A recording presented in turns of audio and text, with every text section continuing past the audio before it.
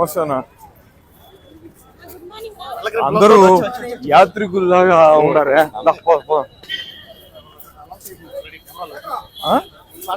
Alert అయినారా? ఎక్కడ?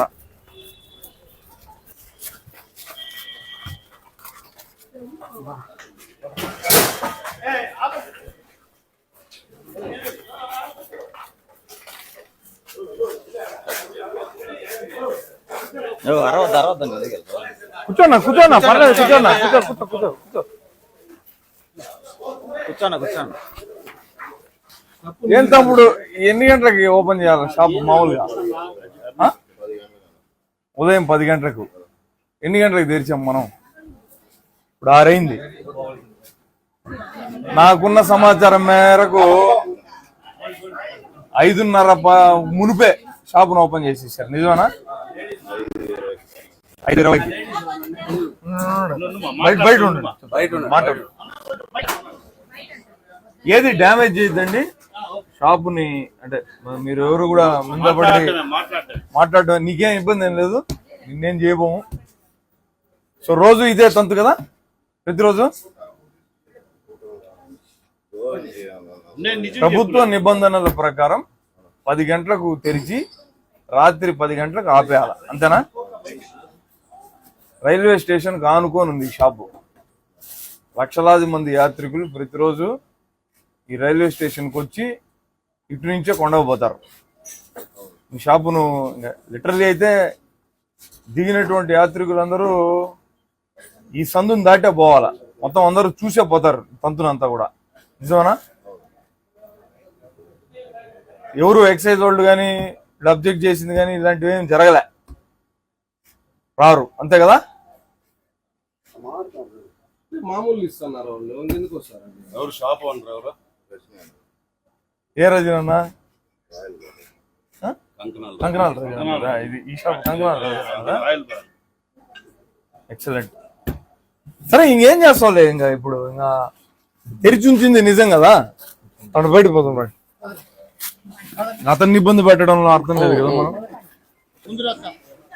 ఏనా ఎవరన్నా మీది? తిరుపతేనా? కానీ కానీ కానీ మీరునా? సరే సరే సరే పోదు పడుకోండి. ఆయన కూడా నటిస్తానట్టున్నాడు, అది నిద్ర కాదు. యాత్రి కూడా మీరు పైటూరు నుంచి వచ్చారా? ఇప్పుడే దిగినారా? ఎప్పుడు దిగినారు? ఎన్ని గంటలకు దిగినారు? దర్శనానికి వచ్చావా? గుండు కంటే మునుపు వీడు వచ్చి మందు వేస్తున్నావు.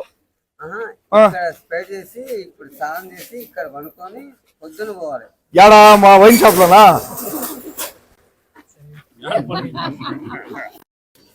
సో 5:30కి అందరూ కూర్చోండారు. షాప్ ఓపెన్ చేసింది కూడా 5కే ఓపెన్ చేశారా? 24 hours. పవిత్ర పుణ్యక్షేత్రమైనటువంటి తిరుపతి నగరాన్ని మద్యం పూర్తిగా ముంచేస్తుంది. బడులు గుడులు తెరుచుకునే కంటే మునిపే మద్యం షాపులు ఓపెన్ అవుతున్నాయి.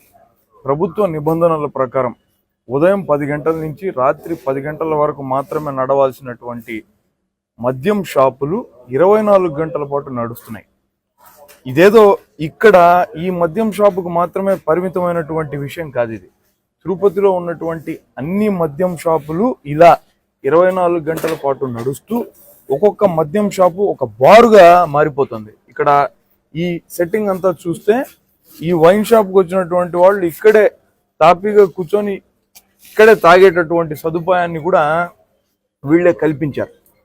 అంటే ప్రభుత్వంలోకి వచ్చిన తర్వాత సంపదను సృష్టిస్తాము, రాష్ట్రాన్ని అభివృద్ధి చేస్తామని చెప్పేటటువంటి కూటమి పార్టీ నాయకత్వం, మరి ముఖ్యంగా చంద్రబాబు నాయుడు గారు మద్యం ద్వారా సంపదను సృష్టించి తద్వారా రాష్ట్ర ప్రజల కుటుంబాలను ఛిద్రం చేస్తున్నారు.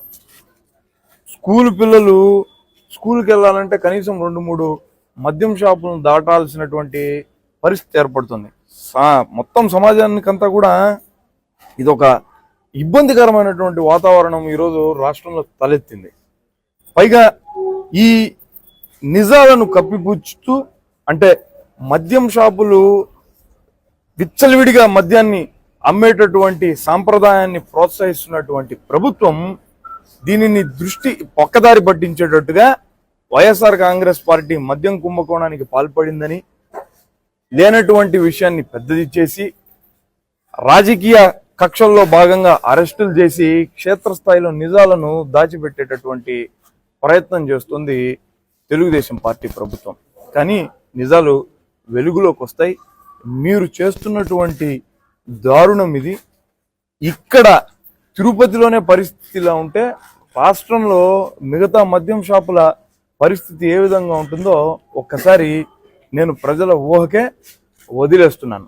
పైగా మనం ఉన్నటువంటి ఈ మద్యం షాపు తిరుపతి రైల్వే స్టేషన్కి ఆనుకొని ఉన్నటువంటి మద్యం షాపు. మీరు అక్కడ చూస్తున్నటువంటిది మనకు రైల్వే దీన్ని ఫుట్ ఓవర్ బ్రిడ్జ్, అది రైల్వే స్టేషన్ లో ఉన్నటువంటిది.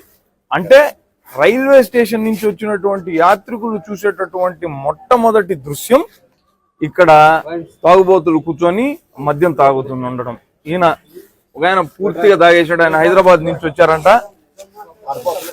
దర్శనానికంటే మునుపు ఈ వైన్ షాప్ లో మందు తాగడానికి వచ్చాడు. ఇది పరిస్థితి. సమయం కూడా 6:11 నేను మీతో మాట్లాడుతున్నప్పుడు 6:11 ఇప్పుడైతే వైన్ షాప్ ఓపెన్ చేసింది 5:20 లోపల ఉన్నటువంటి దాన్ని ఆపరేట్ చేస్తున్నటువంటి వ్యక్తి చెప్తున్నాడు. పైగా తిరుపతిలోనే కాకుండా రాష్ట్ర వ్యాప్తంగా దక్కినటువంటి వైన్ షాపులన్నీ కూడా దాదాపుగా తెలుగుదేశం పార్టీ నాయకులకు కార్యకర్తలకు సంబంధించినటువంటివే. అంటే ఏం సందేశాన్ని మీరు ఇవ్వాలనుకుంటున్నారు? ఈ మద్యానికి విచ్చలవిడిగా ప్రజల్ని బానిసలను చేసి వాళ్ళ కుటుంబాలన్నింటినీ కూడా నాశనం చేసేటటువంటి ప్రయత్నంలో ఇది భాగం కాదా? వైఎస్ఆర్ కాంగ్రెస్ పార్టీ ఈ విచ్చలవిడి మద్యం అమ్మకాలను చేస్తున్నటువంటి కూటమి ప్రభుత్వాన్ని నిలదీస్తోంది. ఈ విచ్చలవిడిగా దొరికేటటువంటి మద్యాన్ని నియంత్రించాల్సినటువంటి అవసరం ఉందని ప్రభుత్వాన్ని డిమాండ్ చేస్తోంది. ఈ పేర్లకే, ఈ పర్మిట్ రూములకు అసలు అవకాశం లేకపోయినప్పటికీ, పేపర్లకే పరిమితమైనప్పటికీ నిజాలు మాత్రము మన కంటికే కనపడుతున్నాయి. ఈ షాపు సైజ్ అంతా, ముందరున్నటువంటి ఈ బార్ సెటప్ ఎంత ఉందో మీకు అర్థం కావడం లేదా? ఇలా ప్రతి చోట. అంతెందుకు మన మాస్టర్ ప్లాన్ రోడ్డు గోదాదేవికి ఆనుకొని ఉన్నటువంటి వైన్ షాపులో రాత్రులు బహిరంగ మద్యపానం చేస్తున్నందుకు అక్కడ ఉన్నటువంటి ఊర్లో జనం అందరూ వాళ్ళని ప్రశ్నిస్తే ఆ తాగుబోతులందరూ కూడా వాళ్ళ మీద దాడి చేశారు. కరెక్ట్ గా 15-20 రోజుల కిందట పెద్ద ఘటన తిమ్మినేడుపాలెంలో చోటు చేసుకునింది. ఏ మద్యం షాపుకు పోయినా కూడా ఇలాంటి సెటప్లే కనపడుతున్నాయి. పర్మిట్ రూములు అనేటటువంటివి లేవు అని ప్రభుత్వం చెప్తున్నప్పటికీ కూడా అనధికారికంగా ఇటువంటి బార్లు మద్యం షాపులకు ఆనుకొని వెలుస్తున్నాయి. ఈ సంస్కృతి కారణంగా ప్రజలు తాగుబోతులు అవుతారు. తాగుబోతులు అవడం కారణంగా వాళ్ళకు వచ్చేటటువంటి చాలీచాలని సంపాదన అంతా కూడా మద్యానికే వెచ్చిచ్చి పూర్తిగా కుటుంబాలను నాశనం చేసుకుంటారు.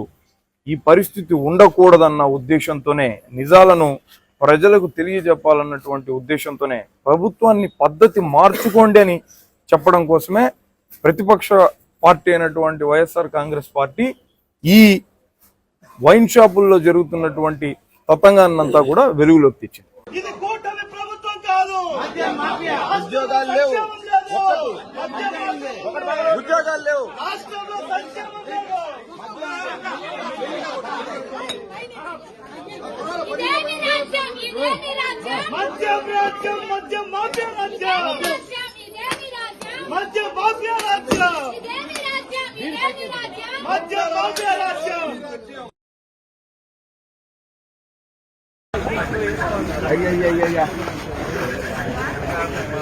నేను కొంచెం ఏరియా మీరే